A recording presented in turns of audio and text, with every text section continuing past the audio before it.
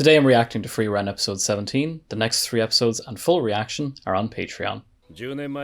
So this is our cliffhanger from the previous episode. What exactly is going to be happening, I wonder.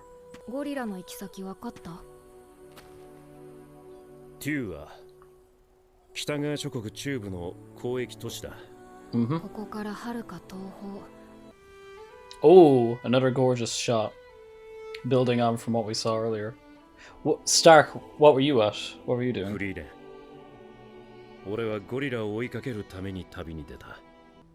I was curious if they're going to use this sunset as a visual. So that's what Stark was at. Oh! A new OP! A new OP! A new OP! A new OP! It's a new OP! It's a new OP! It's a new OP! A new OP! A new OP! Okay, let's watch the new OP. Enjoying it so far. Don't know how much of this I can keep in for the YouTube reaction. We saw new people. I saw a new person. I saw her midriff. Okay. 2 new girls. An old person, I think. Oh, young handsome man. Who are these people? Yo, who are all these people? And it's just Frieren and Fern? Okay, there's our boys, but where's Stark? Okay, there he is. Not much of him, though. And Fern's staff. Oh, she has more. Okay, so, new OP. There's a lot to take in. Why is Fern looking like that? Is she cold? Yeah, she's cold. Oh, are we getting a little bit of romance here with him holding her hands? I hate when people do that. As you know, I don't really like the idea of romance in my Frieren, but if it leads to interesting characterization, I can tolerate it. Is this a flashback, I wonder? Oh no.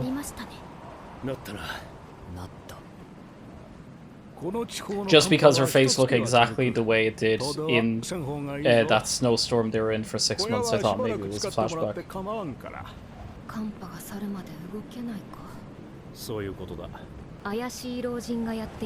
Well, that will suit Frieren, won't it?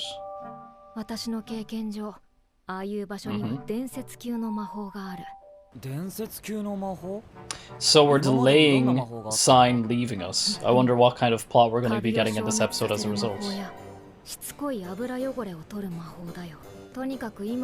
I just love how cute Frieren is with all her little spells that make her so happy.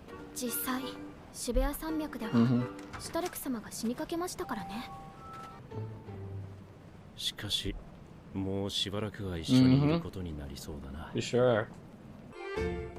Oh, and again, it's very, very much mirroring what happened with Kraft, right?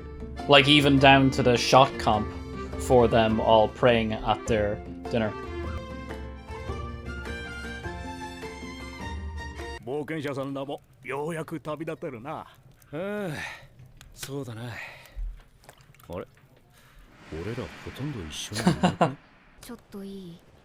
Okay, what is up? I'm curious too. I love her scarf and jacket. Oh, is it kicking into romance? What's happening? Oh, okay, a fight. Well, it's pretty much the same for them.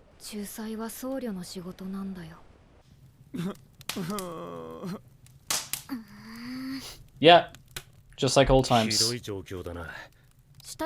So is this a bit of filler, or what exactly is the purpose of this scene? I'm curious. Just dragging him. I love the visual comedy the show can employ. It's really effective.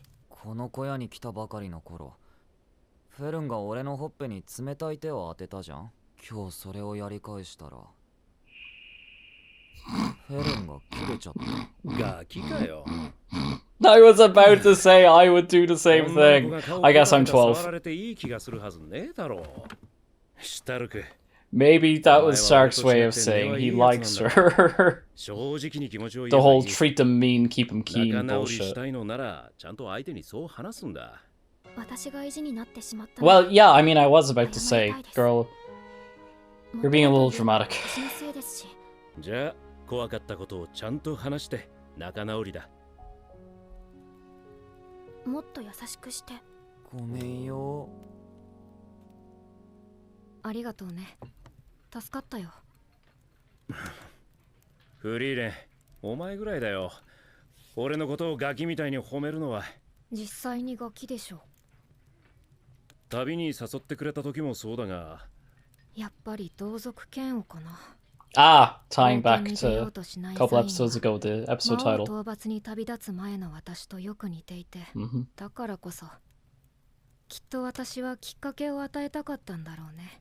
勇者ヒンメルならそうしたってことだよ。Okay, we got another linking back to Himmel. 手を取れ、フリーレン。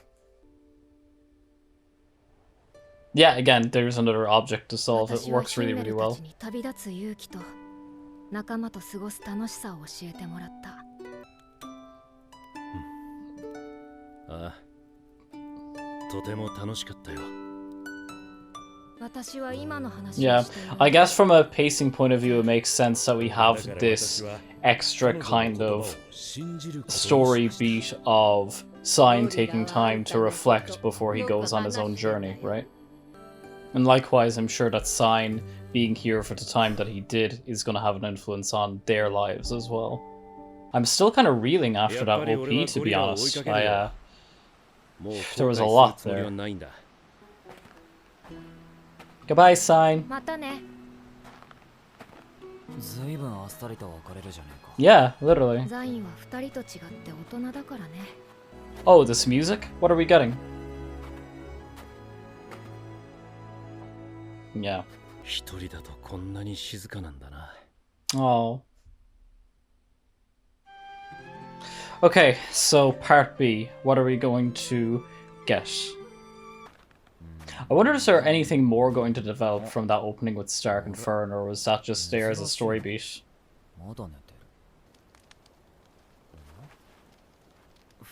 I'm curious, have to...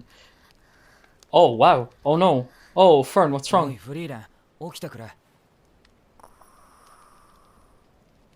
Frieren is so cute when she's just conked out to the world. Reminds me of me. Aww. You know, I was curious if they were going to bring it full circle with Stark putting his cold hand on her head to make her feel better. I thought they were going to do something like that.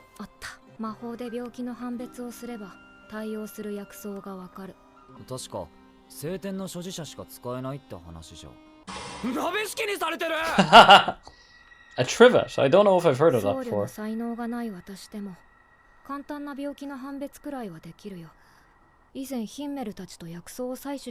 Yeah, I'm curious, is there going to be some sort of plot event here with Stark trying to find them?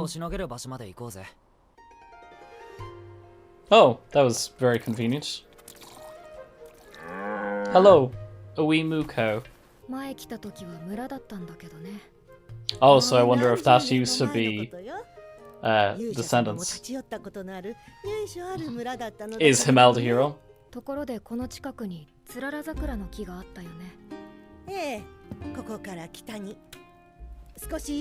I take it that's the herb they need to bring Fern back to One Piece. God, the series just does such a good job of establishing atmosphere the whole way through. It never feels dull even when the pacing slows down. What's wrong, Fern?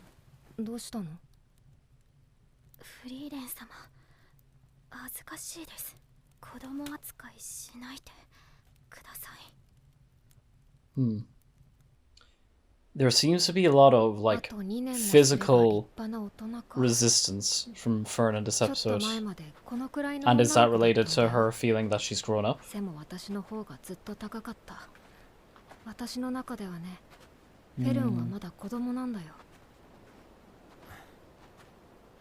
I wasn't sure if Stark was going to contradict her there or what was going to happen. Aww, a wee turtle. Or tortoise, probably. Oh, that would terrify me. Oh, no, no, no. Can't look at heights like that. Nuh-uh.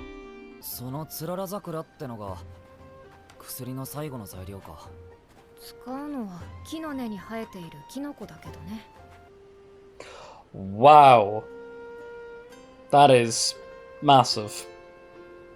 So pretty as well. I love all the purples. Yes, very, very. 見せてあげたかった。なんでフェルンの手を握ったんだ？普段はそこまで子供扱いしてねえだろ。Yeah, is that why Stark was hesitating a few minutes ago? フェルンが辛そうだったから手を握っただけ。私はどうすればよかったんだろうね。I wonder, is that because it harkens back to her relationship with Hyter or something like that? 少なくとも師匠はそうしていたぜ。支えてもらって悪い気分に。Yeah, and it's interesting that then Stark references his own master as well. Oh, Himmel? 何のつもり？噂されていたから、幼い頃亡くなった母はこうしてよく手を握ってくれた。心の支えが必要なのは子供だけじゃない。悪い気分ではないだろ？悪くないかも。That's it. 気遣う僕もなかなかイケメンだろ？薬できましたよ。I love Aizen as well. He's wee. He's real cute. 多分フェルンが恥ずかしがっていたのは俺がいたからだ。やりたいようにやってみるよ。お礼にシュタルクが風邪をひいた時は私が手を I 握 like ってあ that. げるね。That's good dialogue. やだよ、恥ずかしい。As is that. よし、じゃあキノコを回収するか。あとは他の材料を加えてよーくかき I love the line animation. 魔女みたい。すごく怖い。口を開けてフェルン。大丈夫だよ。すぐに良くなるから。フリーレン様、私はもう子供では。知っているよ。Oh.